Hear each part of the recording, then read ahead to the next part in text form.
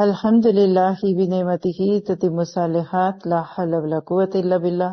اللہ تعالیٰ ہمارے اس وقت میں برکت دے، ہمارے دن میں برکت دے، ہمارے علم اور عمل میں برکت دے۔ آئیے شروع کرتے ہیں۔ نحمدہ ونصلی علی رسولہ الکریم، اما بعد فاعوذ باللہ من الشیطان الرجیم۔ رب اشرح لی صدری ویسر لی امری واحلل عقدۃ من لسانی یفقہوا قولی۔ دورہ قرآن 2024 آج اس میں سے ہم کریں گے پارہ نمبر 20۔ الحمدللہ آج ایک اور سٹیپ اوپر ہوئے، 1 کے ساتھ شروع ہونے والے مراحل میں سے نکل کر آج ہم 20 میں آ گئے۔ اپنی عمر کو یاد کیجئے، جب کبھی عمر کی یہ گھڑی شروع ہوئی تھی تو کیسی فیلنگ تھی، اور پیچھے بھی آپ کو 11 پارے کے شروع میں یہ بات کہی تھی کہ زندگی میں جو چینجنگ والا وقت ہوتے ہیں نا، چینجنگ ٹائم، آپ نے چاہے ایک فلائٹ سے دوسری فلائٹ میں آنا ہو یا ٹرین لے سے نکل کر آپ کو بس میں آنا ہو، یہ بہت مشکل ہوتے ہیں۔ ایسے وقت محاسبے کے بھی ہوتے ہیں، اور ایسے وقتوں میں شعور کے ساتھ یہ بھی دیکھنا چاہیے کہ ویئر ڈو وی اسٹینڈ۔ تو ہم سب ذرا سا اپنا محاسبہ کریں۔ 19 پارے پڑھ لیے، اللہ کی اتنی رحمتیں سمیٹ لی، اتنی خیر اس نے ہمیں دے دی، کیا اس نے میری زندگی میں کوئی اثر ڈالا؟ محاسبے کے بغیر پڑھنا تو ایسے ہی ہے کہ کھاتے ہی جائیں کھاتے ہی جائیں کھاتے ہی جائیں اور ہضم نہ ہو۔ تو اس علم کو ہضم کرنا ضروری ہے۔ ایک اونس علم کو ہضم کرنے کے لیے کئی ٹن عمل درکار ہوتا ہے۔ کئی دفعہ ہم جب بدہضمی کا شکار ہوتے ہیں عموماً تو کیا سوچتے ہیں کہ ہم لوگ کچھ چورن کھا لیں، یعنی پھر بھی کچھ کھانا ہی ہے، پہلے ہی کھایا ہوا ہے پھر اور کھانا ہے۔ اور کبھی کبھی ہمارے ذہنوں میں یہ چیز بھی آ جاتی ہے کہ ہم کس طریقے سے ان ساری چیزوں کو سمجھ لیں۔ تو اس وقت آپ اور میں اس شعور کے ساتھ پارہ نمبر 20 کو شروع کرنے والے ہیں کہ ہم دیکھیں کہ کیا ہم نے کہے سنے پہ عمل کیا، اور سب سے بڑی بات تو میرے لیے کہ جو میں نے آپ کو بتایا، کیا اس نے میرے اپنے بھی دل دماغ کے اندر کوئی تبدیلی پیدا کی۔ آج کے پارے سے پہلے 19ویں پارے پہ اگر ایک نظر ڈال لیں تو سورۃ مومنون تو پیچھے تھی، پچھلا پارہ جو تھا پارہ نمبر 19، اس میں ہم نے سورۃ فرقان کا باقی حصہ کیا تھا، اور سورۃ نمل کی تھی، اور سورۃ قصص شروع ہوئی تھی۔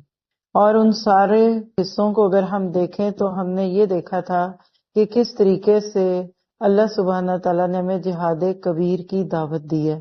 آپ کی میری زندگی میں جتنا زیادہ اللہ کی بات کی اہمیت بڑھتی جائے گی، اتنا ہی اللہ تعالیٰ کے رستوں میں نکلتے ہوئے، قربانیاں دیتے ہوئے دکھ سے زیادہ خوشی محسوس کریں گے، غموں سے زیادہ آپ کے دل کے اندر خوشیوں کا راج ہوگا، اور اسی طرح سے ہوتے ہوتے آپ یہ کہنے پہ مجبور ہو جائیں گے کہ یہی قرآن اور یہی رب کی رضا میری زندگی ہے۔ 19ویں پارے میں ہم نے سورہ فرقان کی آیات میں سے جو پوائنٹ اپنے لیے پک کرنا ہے وہ ہے عباد الرحمن۔ قدم قدم چلتے جائیں گے انشاءاللہ، اللہ ہمیں اپنا بندہ بنا ہی لے گا ایک دن۔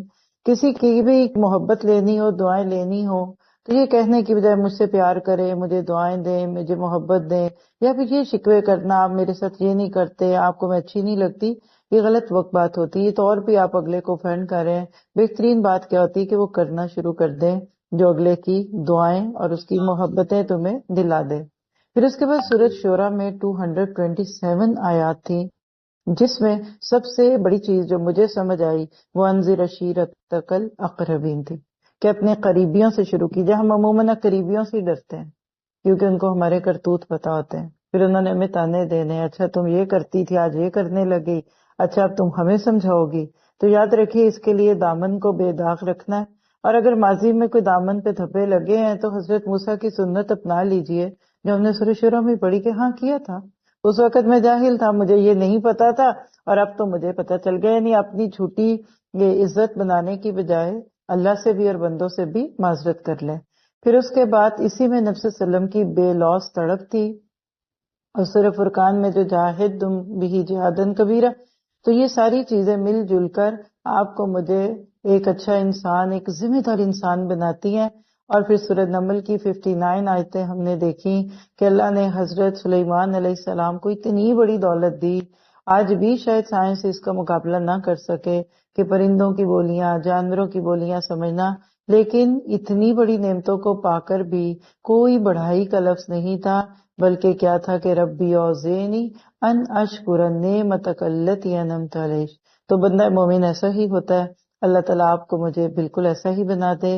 اور آج ہم 20ویں پارے پہ ہیں، اور یہ پارہ ہمارے لیے اللہ تعالیٰ کی معرفت، اس کی بڑائی کو سمجھ کر، اس کے مقام کو پہچان کر، جس کی ہلکی سی کوشش ہم رات کے سیشنز میں کر رہے ہیں کہ معرفت اللہ مل جائے، اور اس کے بعد پھر ہم اللہ تعالیٰ کے بندے بننے کی فکر کریں۔ دو ہی باتیں ہیں نا، پہلے اللہ کا مقام پتہ چل جائے، پھر اس کے بعد اپنی حیثیت پتہ چل جائے۔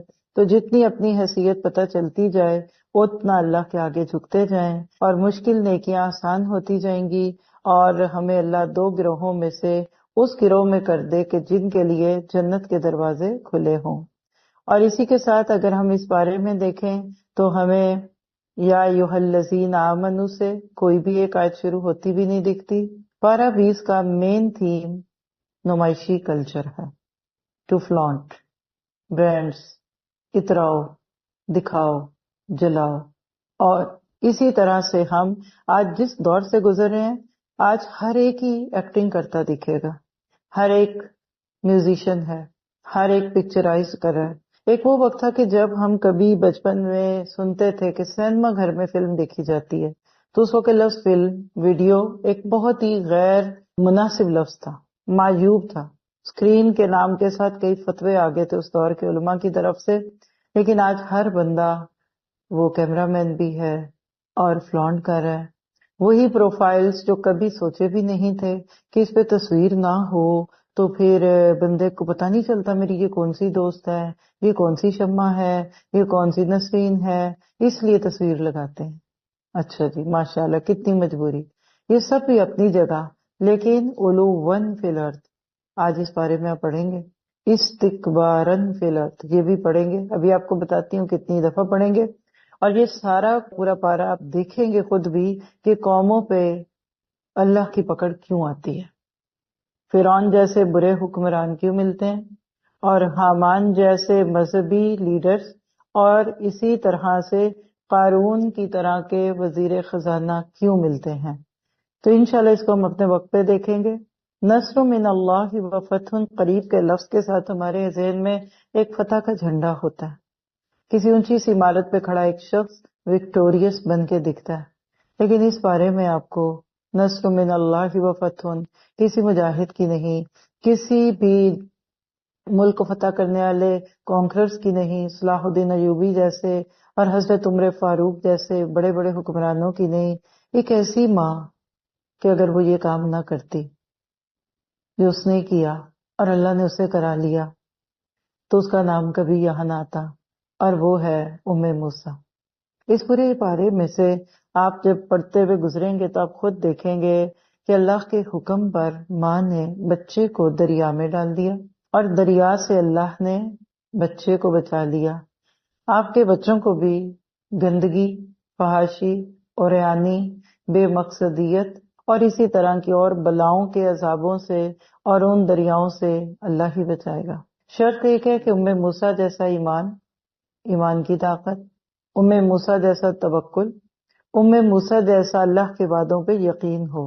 اور مجھے ہے حکم ازاں لا الہ الا اللہ، تو اس بارے میں آپ دیکھیں گے کہ کئی جگہ آپ کھڑے ہو کے رک کے سوچنے پہ مجبور ہو جاتے ہیں کہ اگر اللہ کی بات کہنے سے دوسرے لوگ ناراض ہوتے ہیں تو میں نہ کہوں۔ پھر آپ کہتے ہیں نہیں، مجھے کسی کی خوشی، کسی کی غمی، کسی کی ناراضگی یا رضامندی سے کیا لینا دینا، مجھے تو بالآخر اپنے رب کو راضی کرنا ہے۔ تو ایمان کی طاقت مطلوب ہے نمائش سے بچنے کے لیے۔ آج یہ ایک اتنا بڑا پلیگ بن چکا ہے کہ آج ہر چیز میں لوگ گنے جاتے ہیں، اور اسی طرح سے حامان ایک مذہبی لیڈر، قارون ایک مالی لیڈر، اور فرعون ایک سیاسی لیڈر کے نام پہ ہے۔ تو آج کے دور کے مذہب کے نمائندوں مالی معاملات کو پوری دنیا کے اندر، چاہے وہ ورلڈ بینک کے ساتھ ایسوسیٹڈ ہوں یا اپنے اپنے ملکوں میں ہوں، یا پھر آپ اور میں اپنے اپنے گھروں کے، یا ہم اپنی اپنی آرگنائزیشنز کے ذمہ داران ہوں، سب کے لیے اس میں تو پوری دنیا کے سیاسی لیڈرز آ جاتے ہیں. ایمان کی طاقت کی ضرورت ہے. اللہ سبحانہ تعالیٰ نے موسیٰ کے ذریعے کام لے لیا اور اس بچے کو پھر فرعون کے گھر میں پلوا دیا جس بچے کو موسیٰ کہتے ہیں. یہ کہانی تو ساری دنیا کے اندر معروف بھی ہے اور مشہور بھی ہے، لیکن ایک بات جس کے لیے آج میں نے آپ نے دعا اور خواہش کرنی ہے وہ کیا ہے کہ اللہ آج کی ماؤں کو موسیٰ کی ماں جیسا بنا اور پھر ان بچوں کو موسیٰ جیسا بنا. اس بات کو علامہ اقبال آج سے کئی سال پہلے کہہ کے آغوش صدف جس کے نصیب میں نہیں ہے وہ قطرہ نیساں کبھی بنتا نہیں گوہر. صدف کے اندر بارش کا وہ پہلا قطرہ جو داخل ہو اور بعد میں وہی موتی بنتا ہے اس کو قطرہ نیساں کہتے ہیں. ذرا سے انسانی تخلیق کو بھی ذہن میں لائیے، ایک قطرہ بعد میں ایک بچے کی شکل اختیار کر لیتا ہے. علامہ اقبال نے کہا کہ اگر مائیں صدف جیسی ہوں تو پھر بچے گوہر ہوں گے. صدف ہوگی تو گوہر پیدا ہوں گے، لیکن جب سیپیاں ہی نہ رہیں، صدف ہی نہ رہیں تو پھر آج گوہر کیسے پیدا ہوں گے. اسی لیے پھر آج محمد بن ایوبی سے لے کے اور دوسرے لوگوں کے لیے زمین ترس رہی ہے. آج کی ماں کے اوپر ہے یہ پارا کہ اگر وہ فلانٹ کرنا چھوڑ دے، وہ برانڈ کانشیس ہونا چھوڑ دے اور وہ چھوٹی چھوٹی چیزوں پہ نہ ہو، اور آج کے باپوں کے لیے کہ پیدا ہوتے ہوئے بچے کو برانڈز کے نام پر چیزیں دلا کر ان کا ذہن کا سانچہ ہی بدل دیتا ہے. شروع سے اس وقت اپنی اولادوں کو جس چیز کے اوپر آپ لے آئیں کہ یہ کچھ بھی نہیں ہوتا، میں نام نہیں لینا چاہتی کچھ برانڈز کے، بچے کو پتا ہے یہ کیا ہے. پرس تو پرس ہی ہوتا ہے، جوتا تو جوتا ہے، گاڑی تو گاڑی ہے، گھر تو گھر ہے. لیکن افسوس کی بات ہے کہ ایڈورٹیزمنٹ کی کمپنیوں نے بڑے بڑے اشتہار دکھا کر ہمارے بچوں کے منہ میں رال ڈال دی. تو آئیے ذرا ترجمے کے ساتھ رہتے ہیں. پورے پارے میں آپ کو ایک فلو دکھے گا انشاءاللہ، جہاں جہاں صورتیں آئیں گی آپ کی مدد کرنے کی کوشش کروں گی. تو شروع کرتے ہیں. پہلا رکوع ہے، رکوع نمبر 5 ہے جو بیسیکلی سورت کا، اور 60 سے 66 آیات ہیں. سورت نمل، توحید کے دلائل. تو سورت نمل شروع ہوئی تھی پچھلے پارے میں. امن خلق السماوات والارض. ذرا سا ان سوالوں کو ذہن پہ لیجئے. یہ جو 20ویں پارے کا پہلا رکوع ہے نا، یہ ہے اصل میں وہ انداز جس کو آج ویسٹ نے اڈاپٹ کیا. ایک دور تھا صرف استاد بولتا تھا اور شاگرد سنتے تھے اور لکھتے تھے اور جھکتے تھے اور روتے تھے. آج کوشچن آنسر سٹائل ہے، سوال کرو جواب دو، سوال جواب، یعنی تھاٹ کو پرووک کرنا، سول سرچنگ کوشچن. مکہ والے اللہ تعالیٰ کو رب مانتے تھے، الہ نہیں مانتے تھے، مالک نہیں مانتے تھے، حاکم نہیں مانگتے تھے. تو اللہ تعالیٰ نے ان کی فطرت کے اندر وہ وعدہ الست جو چھپا ہوا تھا نا، اس کو پیش کرتے ہوئے کیا فرمایا؟ ذرا ان سے چند سوال تو کیجئے نبی صلی اللہ علیہ وسلم. ان کے دماغوں کے اندر جو چیز بیٹھی ہوئی ہے ذرا سا اس کو کھول کر یہ تو ان کو دکھا دیجئے. کیا امن خلق السماوات والارض وانزل لكم من السماء ماء فانبتنا به حدائق ذات بہجة ما كان لكم ان تنبتوا شجرها أإله مع الله. اس پہ رکے، أإله مع الله، کوئی جواب نہیں. تو اس کا خود ہی جواب، بل هم قوم يعدلون. آپ دیکھیے کہ توحید ہر بندے کے دماغ کے اندر گندھی ہوئی ہے. یہ جو ہم کہتے ہیں نا کہ نہیں شروع میں لوگ وہ شرک پہ تھے پھر نبی آئے اور توحید پہ آ گئے، یہ غلط کہتے ہیں. آئیے اس ترجمے پہ غور کرتے ہوئے اس حقیقت کو سمجھیں. امن خلق السماوات والارض کو نکال دیں. بھلا بتاؤ تو کہ آسمانوں کو اور زمین کو کس نے پیدا کیا؟ کس نے آسمان سے بارش برسائی، پھر اس سے ہرے بھرے بارونق باغات اگائے؟ ان باغوں کے درختوں کو تم ہرگز نہ اگا سکتے تھے. کیا اللہ کے ساتھ کوئی اور بھی معبود ہے؟ نہیں ہے. اپنے دل سے کہیے نہیں ہے. بلکہ یہ لوگ ہٹ جاتے ہیں سیدھی راہ سے. کیا وہ جس نے زمین کو قرارگاہ بنایا؟ اب یہ اللہ کی ربوبیت کی شانیں بتائی جا رہی ہیں. اور اس کے درمیان نہریں جاری کر دی اور اس کے لیے پہاڑ بنائے اور 2 سمندروں کے درمیان روک بنا دی. کیا اللہ کے ساتھ کوئی اور بھی معبود ہے؟ بلکہ ان میں سے اکثر کچھ جانتے ہی نہیں. امن یجیب المضطر اذا دعا. بے کس کی پکار کو جب کہ وہ پکارے، کون قبول کر کے سختی کو دور کرتا ہے؟ جواب دیں، اللہ. اور تمہیں زمین کا خلیفہ بناتا ہے کہ اللہ تعالیٰ کے ساتھ اور معبود ہے؟ تم بہت کم نصیحت اور عبرت حاصل کرتے ہو۔ ایک اور سوال، کیا وہ جو تمہیں خشکی اور تاریکیوں میں راہ دکھلاتا ہے اور جو اپنی رحمت سے پہلے کی خوشخبریاں دینے والی ہوائیں چلاتا ہے، کیا اللہ کے ساتھ کوئی اور معبود بھی ہے جنہیں یہ شریک کرتے ہیں؟ ان سب سے اللہ بلند و بالا تر ہے۔ ہمارا جواب یہ ہے کہ نو۔ ہر سوال کے جواب میں اپنے دل میں کہیے کہ ایسا کوئی آپ جیسا نہ کوئی ہے نہ ہو سکتا ہے۔ کیا وہ جو مخلوق کی اول دفعہ پیدائش کرتا ہے پھر اسے لوٹا دے گا، اور وہ جو تمہیں آسمان و زمین سے روزیاں دے رہا ہے، کیا اللہ کے ساتھ کوئی اور معبود ہے؟ کہہ دیجئے کہ اگر سچے ہو تو اپنی دلیل لاؤ۔ کہہ دیجئے کہ آسمان والوں میں سے زمین والوں میں سے سوائے اللہ کے کوئی غیب نہیں جانتا۔ انہیں تو یہ بھی معلوم نہیں کہ کب اٹھا کھڑے کیے جائیں گے۔ یعنی نہ جیے اپنی مرضی سے، نہ مریں گے اپنی مرضی سے، نہ اس دنیا میں اپنی مرضی سے آئے نہ جائیں گے۔ تو بات تو بیچ میں یہ 40-50 سال کی ہے نا، اس میں سے بھی کچھ بچپن اور کچھ بڑھاپے میں نکل گیا، تو بیچ میں یہ 15-20 سال کی جوانی ہے جو سنبھلتی نہیں ہے۔ اللہ تعالیٰ کہتے ہیں اصل وجہ پتہ کیا ہے؟ اب دیکھیے ذرا آخری آیت پہ، بلکہ آخرت کے بارے میں ان کا علم ختم ہو چکا ہے۔ یعنی بس وہ فکر آخرت، اور کہہ لیجئے کہ نام کی ایک آخرت ہے، اور بس ان کو دنیا ہی دنیا اتنی ہے کہ آخرت کی فکر ہی نہیں، نہ اس کا علم ہے، نہ شوق ہے، نہ ذوق ہے، بلکہ یہ اس کی طرف سے شک میں پڑے ہیں، بلکہ یہ اس سے اندھے ہیں۔ 3 باتیں، آخرت کا علم ہی نہیں۔ آج کی انسانیت کو دیکھیے، کتنا کچھ جانتے ہیں ہم، ہمارے بچے، مرنے سے لے کے دوبارہ اٹھنے اور اٹھنے کے بعد جنت میں جانے تک کے مراحل کس کس کو پتا ہے؟ اور آج کیا ہماری نسلوں کے دلوں میں شک نہیں آ رہا؟ مکہ والے بھی تو مسلمان ہی تھے نا، بگڑ گئے تھے، حالات کے اندر ایسے لوگوں کے بیچ میں آ چکے تھے کہ جنہوں نے آخرت کے بارے میں شکوک ڈال دیے کہ کیسے ہو سکتا ہے، میں یوں ہی لزام وہی رمین، یہ گلی بھی ہڈی کو کون زندہ کرے گا؟ سورہ یاسین کے بالکل آخر میں سوال ہے۔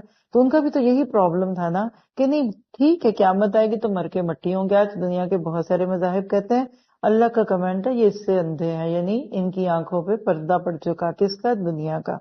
آئیے اب ذرا اس رکوع میں سے کچھ پوائنٹس لیتے ہیں۔ میں یجیب المستر، مستر 62 نمبر میں جو بات آئی، مستر کہتے ہیں اس شخص کو جس کی ضرورت کوئی بھی پوری نہ کر سکے، جس کو اولاد کوئی ڈاکٹر بھی نہ دے سکے، سارے ٹیسٹ نیگیٹو، اس کے بچہ نہیں ہوگا، سارے ڈاکٹروں نے جواب دے دیا، سارے پیر بابوں نے نو کہہ دی، سارے طویل گھول گھول کے پلا دیے، کچھ نہیں ہوا، سارے دروں کا دھتکارا ہوا بندہ آئے میرے پاس۔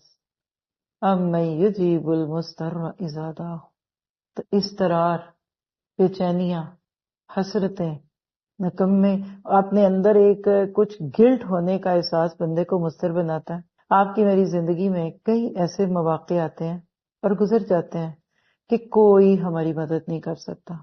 مان لیجئے جب اللہ لگاتا ہے اللہ ہی سنبھالتا ہے۔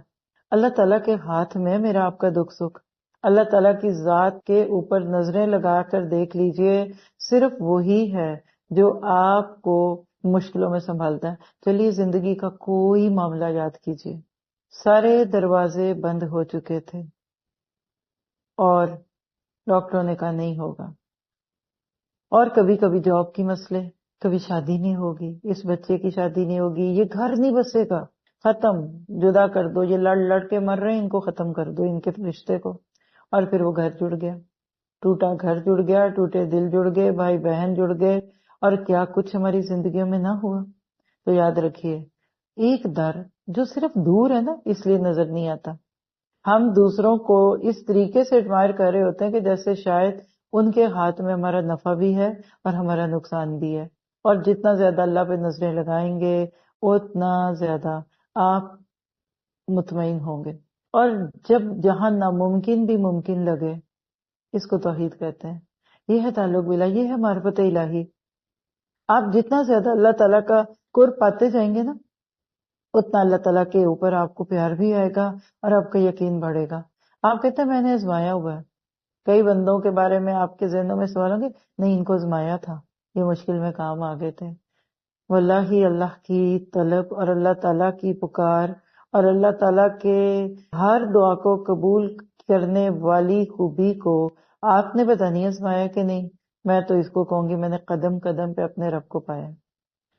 کوئی ہے یا کوئی نہیں ہے، بس یہی ہے کہ لا الہ الا اللہ، اللہ کی ذات وہی ہے جو ایک بندے کو ہر وہ چیز دیتی ہے جس کی اس کو ضرورت ہے، اور جب ضرورتیں پوری ہو جاتی ہیں نا تو پھر خواہشات کی لسٹ کھلتی ہے. لکھ لیں ایک جملہ، اللہ ہماری نیڈس کو پورا کرتا ہے، اور جب وہ لسٹ پوری ہو جاتی ہے تو پھر ہمیں وانٹس کی لسٹ میں بھی چیزیں دینے شروع ہو جاتا ہے.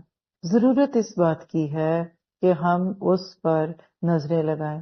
یہ جو ہم کہتے ہیں نا در در سے پھر کے پھر کچھ مل ہی جائے گا، تو ادھر سے چلو لاؤ پھر آج اللہ سے بھی مانگ لیں، تو اللہ کہتا ہے نہیں جاؤ تم انہی سے مانگ لو جن پہ تمہیں امید ہے. تبھی تو کہتے ہیں نا کہ بتوں سے تجھ کو امید ہے، خدا سے نا امیدی.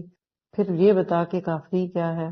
یعنی کافر صرف وہ نہیں ہوتا جو پتھر کے آگے بت کے آگے کھڑا ہے، کافر وہ بھی ہوتا ہے جو اللہ تعالیٰ کی قدرت سے مایوس ہو، نہیں کر سکتا، میں نے کہہ دیا یہ نہیں ہو سکتا.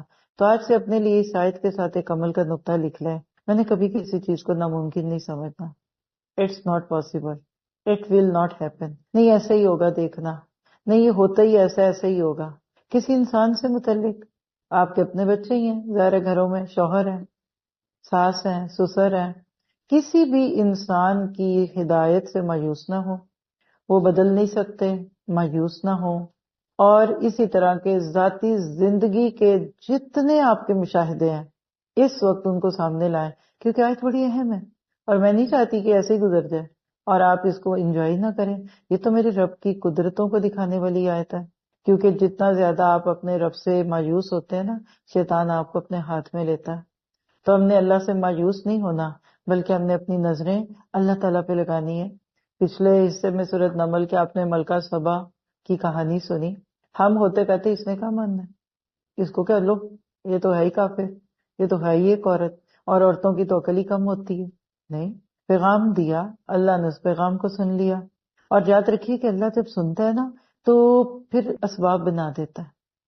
کسی بندے کو ہی لے آتا ہے، کسی کو ادھر سے لے آتا ہے، کسی کو ادھر لے آتا ہے. تو یہ سارا کچھ آپ کی میری زندگی میں ایک امید اور ایک خوف کو لاتا ہے. فیتھ ان ایکشن کے پوائنٹس کیا ہیں ہمارے لیے؟ اللہ تعالیٰ ہی کو اپنا کارساز سمجھنا ہے، اپنی عبادات کو صرف اللہ تعالیٰ کے لیے خاص کرنا ہے، دوبارہ جی اٹھنے پر ایمان رکھنا ہے. اور آگے ہے رکو نمبر 67 سے 82، کتاب مبین.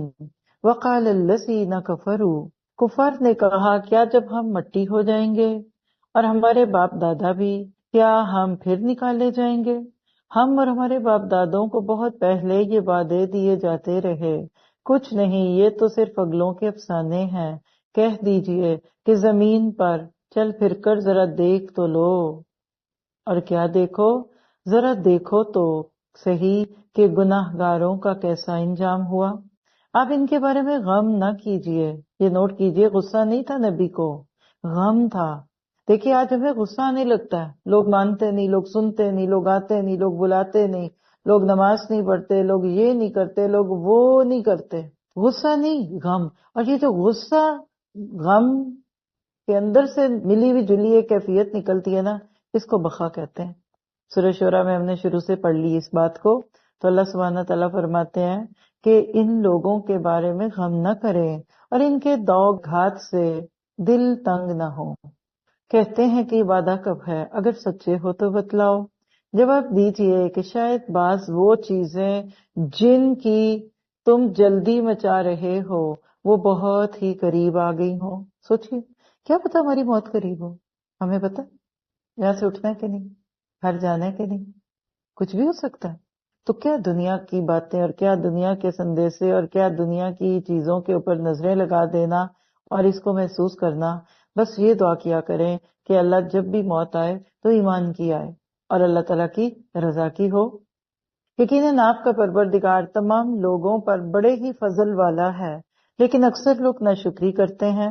بے شک آپ کا رب ان چیزوں کو بھی جانتا ہے جنہیں ان کے سینے چھپا رہے ہیں اور جنہیں ظاہر کر رہے ہیں. آسمان و زمین کی کوئی پوشیدہ چیز بھی ایسی نہیں جو روشن اور کھلی کتاب میں نہ ہو.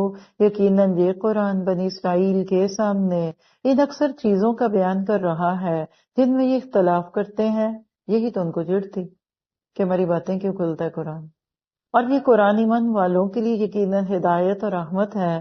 آپ کا رب ان کے درمیان اپنے حکم سے سب فیصلے کر دے گا. وہ بڑا ہی غالب اور دانا ہے. بس آپ یقیناً اللہ ہی پر بھروسہ رکھیے. یقیناً آپ سچے اور کھلے دین پر ہیں. آپ ان آیتوں کا درد محسوس کر رہے ہیں. نبی کا سینہ کھولتا ہوگا، دل جلتا ہوگا، اڑن ہوتی ہوگی کہ آسمان سے تسلیاں آ رہی ہیں. اور یہ سورت نمل بھی اسی دور کی صورت ہے جب نہ ماننا نہ سننا اور صرف تاننے، نہ کرنے کی بات نہ کرانے کی. تو اللہ کرے آپ کیوں فکر کرتے ہیں. آپ دیکھیں کہ کیوں ایسا ہوتا ہے، کیونکہ جب داعی دین کو درد مل جاتا ہے اور وہ بھی موٹیویٹڈ ہو جاتا ہے نا، تو پھر اس کو ہمت نہیں ملتی. آج بھی آپ دیکھیے کہ آپ کے بچے کو اب ذرا سا کہ تم نہیں پڑھو گے نماز تو وہ نہیں پڑھے گا، اور آپ کہتے ہیں ماشاء اللہ آپ نے آج ایک نماز پڑھی، اگلی پہ بھی نکلے گا. تو نیگیٹو تھنگس جو ہوتی ہیں نا ان کو پازیٹو بنا دینا تو وہ اس کے نتائج بھی بدل جاتے ہیں. اللہ تعالیٰ کہہ رہے ہیں یقیناً آپ نہ مردوں کو سنا سکتے ہیں نہ بہروں کو اپنی پکار سنا سکتے ہیں جبکہ وہ پیٹھ پھیرے روح گرداں جا رہے ہوں. یعنی اب آپ کی توجہ کس پہ ڈال دی، نہیں آپ ٹھیک ہیں وہ بھی نہ سمجھ آئے. اور یہ اپنی پیرنٹنگ میں آپ لوگ استعمال کر سکتے ہیں پریکٹس. اور نہ آپ اندھوں کو ان کی گمراہی سے ہٹا کر رہنمائی کر سکتے ہیں.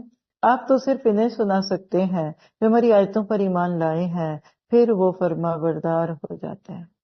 کیا خوبصورت بات ہے. جب ان کے اوپر عذاب کا وعدہ ثابت ہو جائے گا ہم زمین سے ان کے لیے ایک جانور نکالیں گے جو ان سے باتیں کرتا ہوگا کہ لوگ ہماری آیتوں پر یقین نہیں کرتے تھے. چاہیں تو اس آیت کا نمبر نوٹ کر لیں. یہ ہے دعوت الارض کی زبان پہ جملہ. یہی آیت اس کی زبان پہ ہوگی کہ لوگ رب کی آیتوں پر یقین نہیں رکھتے تھے، اور اس کے بعد قیامت تو بالکل قریب رہ جائے گی.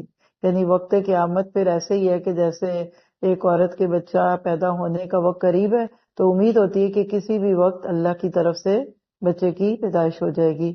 2 آیتیں ایمان سے متعلق اس رکوع میں جس کے اندر سے جو عمل کا نقطہ نکلتا ہے 77 نمل، وَإِنَّهُ لَهُدًى وَرَحْمَةٌ لِّلْمُؤْمِنِينَ. قرآن مومن کے لیے ہدایت اور رحمت ہے اور غیر مومن کے لیے عذر، بہانے، یہ نہیں تو وہ نہیں. اس کو اس کتاب سے فائدہ پورا ہو نہیں سکتا کیونکہ اس کے دل میں ایمان نہیں ہے.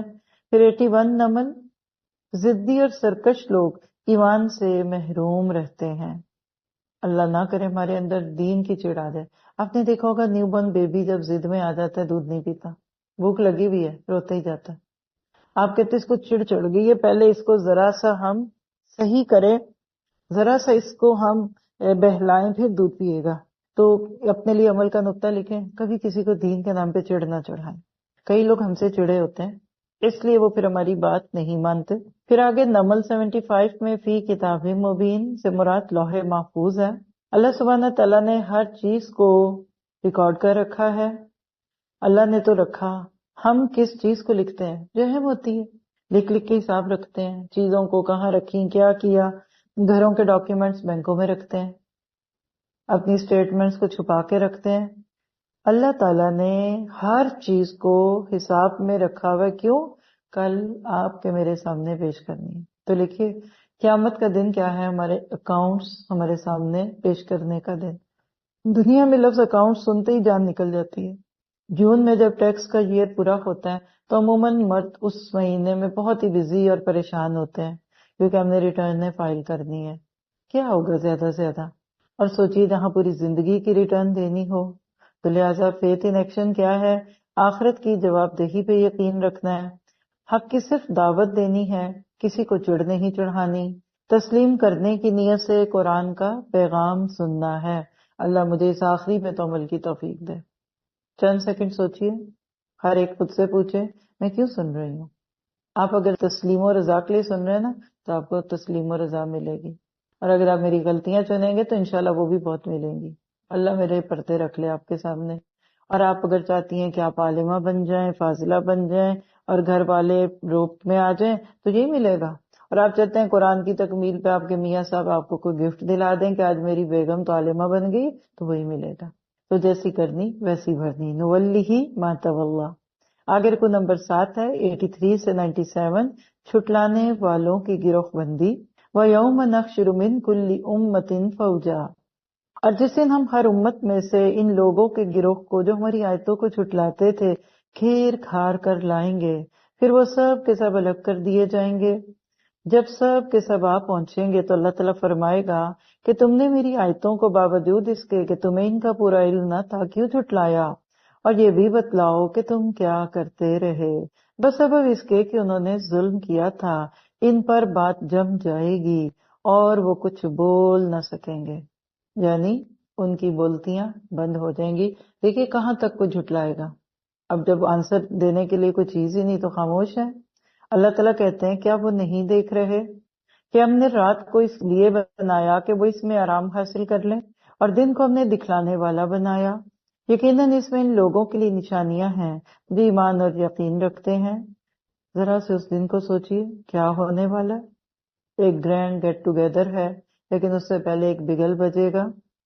یوم ینفخ فی الصور، جس دن سور پھونکا جائے گا تو سب کے سب آسمانوں والے اور زمین والے گھبرا اٹھیں گے مگر جسے اللہ چاہے، اور سارے کے سارے عاجز و پست ہو کر اس کے سامنے حاضر ہوں گے، اور آپ پہاڑوں کو دیکھ کر اپنی جگہ پر جمے ہوئے خیال کریں گے، لیکن وہ بھی بادل کی طرح اڑتے پھریں گے۔ سوچیے ذرا کتنا اسٹرانگ دھماکہ ہوگا کہ یہ پہاڑ اڑیں گے، ماؤنٹ ایورسٹ اڑے گا۔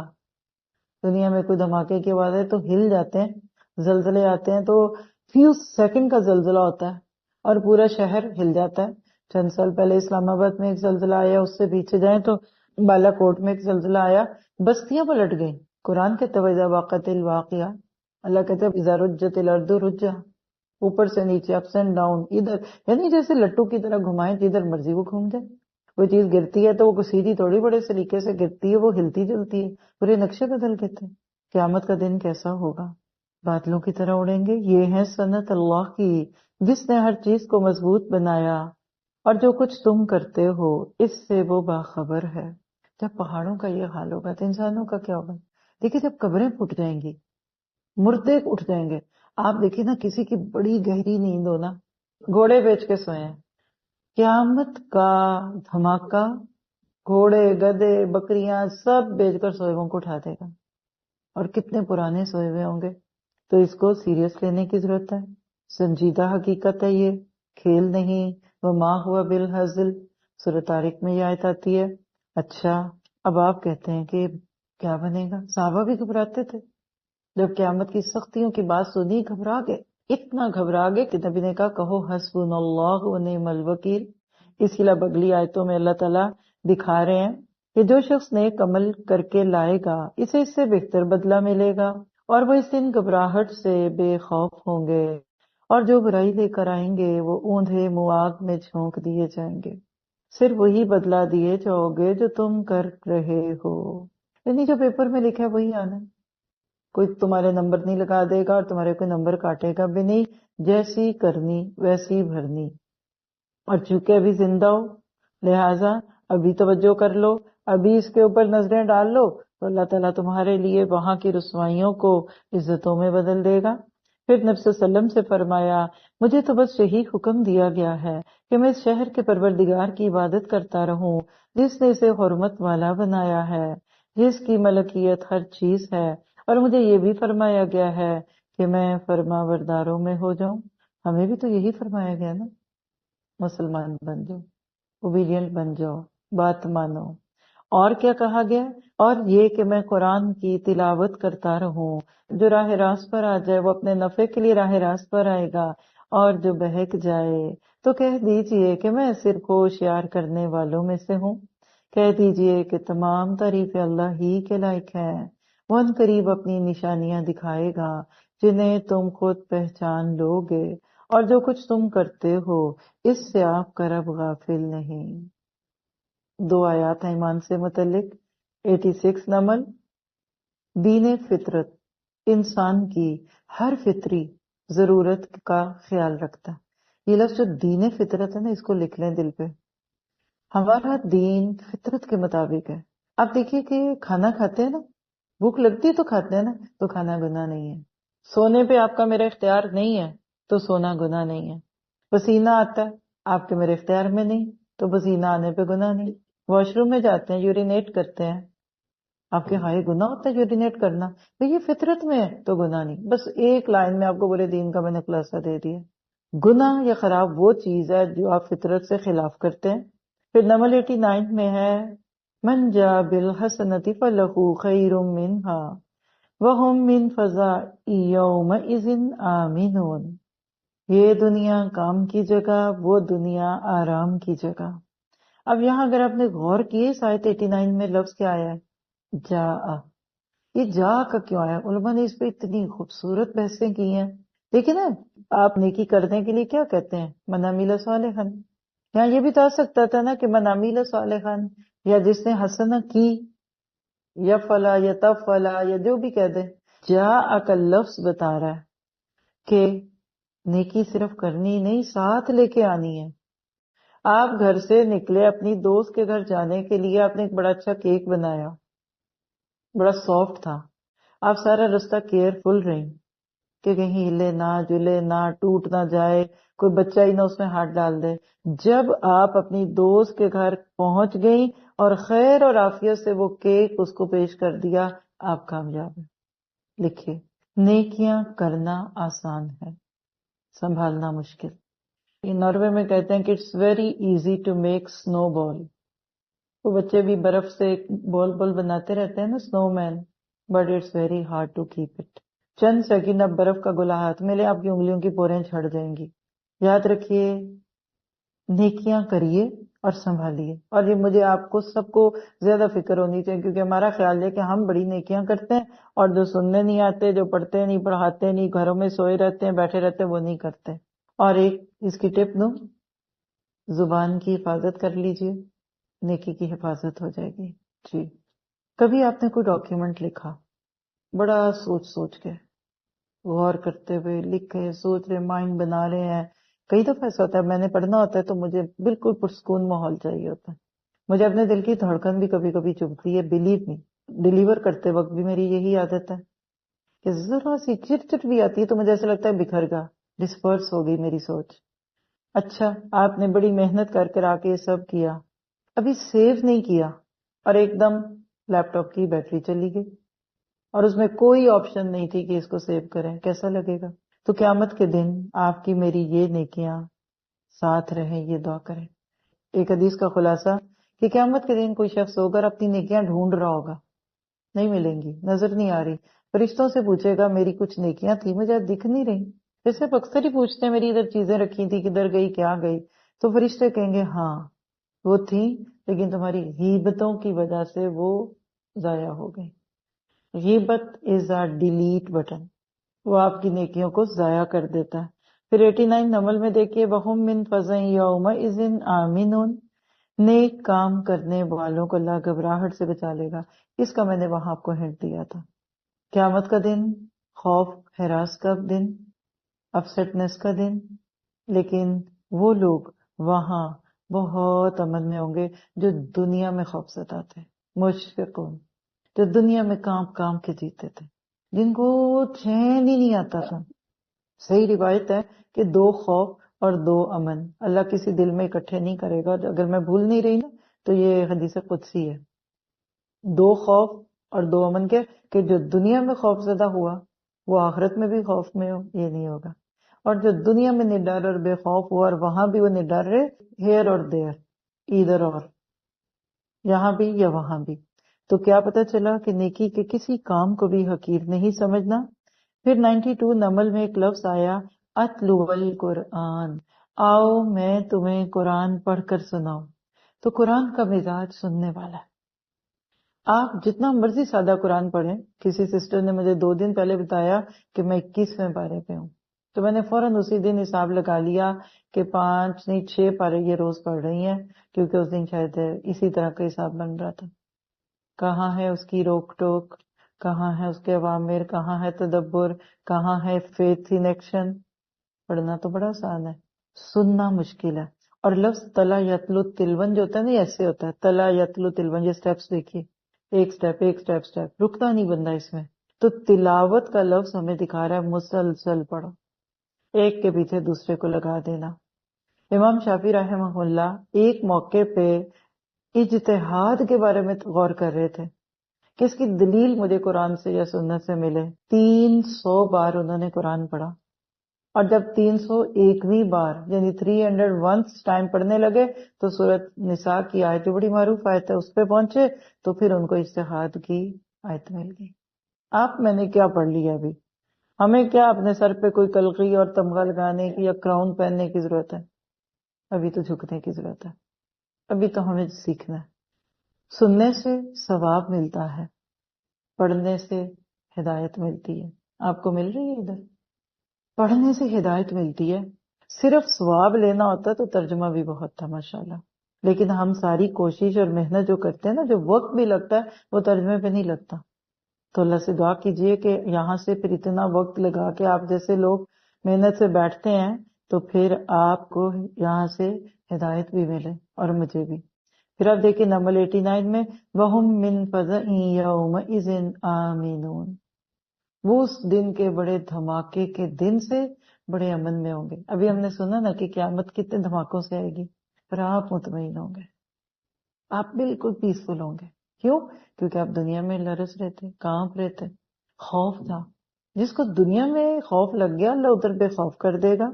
تو نیکی میں کسی چیز کو حقیر نہ سمجھو، چاہے یہی ہو کہ تم اپنے مسلمان بھائی کو کھلتے ہوئے چہرے سے ملو. یہ صحیح مسلم کی روایت کا خلاصہ ہے 6690 نمبر کی. حضرت سلیمان نے بھی مسکراہٹ ہی دی تھی نا، کیونکہ مسکراہٹ ہی ہے، ہاں ہاں ہی نہیں کرنا چاہیے. یہ بھی لکھ لیں، ٹھٹھے بازی، اونچی آوازوں میں ہنسنا. میں کلاس کی بات نہیں کر رہی، کلاس میں کوئی نہیں ہنستا، دعوتوں میں، پارٹیوں میں، کلاس کے بعد اٹھتے بیٹھتے. مومن کے مزاج میں ایک ٹھہراؤ ہے، وہ بڑا عجیب طریقے کا اس کے اندر ایک حسن ہوتا ہے. تو اسمائلی فیس رکھا کرے. اور صحابہ کہا کرتے تھے کہ نبی صلی اللہ علیہ وسلم سے زیادہ ہم نے کسی کو اسمائلی نہیں دیکھا. ہمیں تو مسکراہٹ ہی بھول گئی، مصروف ہی بڑے ہیں، مسکرانے کا وقت ہے. لوگ کیا کہتے ہیں، مرنے کا ٹائم نہیں، جینے کا ٹائم نہیں، کنگھی کا ٹائم نہیں. بھئی اتنی دیر میں تو آپ مسکرا چکی ہوتی. وقت ہے لیکن آپ کو پریکٹس نہیں. تو فیتھ ان ایکشن کیا ہے؟ کائنات کی نشانیوں پہ غور کر کے اللہ تعالیٰ کی حکمت کو پانا ہے، اللہ تعالیٰ کا فرما بردار بن کے زندگی گزارنی ہے، اور قرآن پاک کو سمجھ کر پڑھنا ہے اور پھر اس پر عمل کرنا ہے. اور آپ نے دیکھا کہ سورۃ نمل شروع ہوئی تھی اللہ کی نشانیوں کے ذکر پہ اور ختم ہوئی نشانیوں پہ.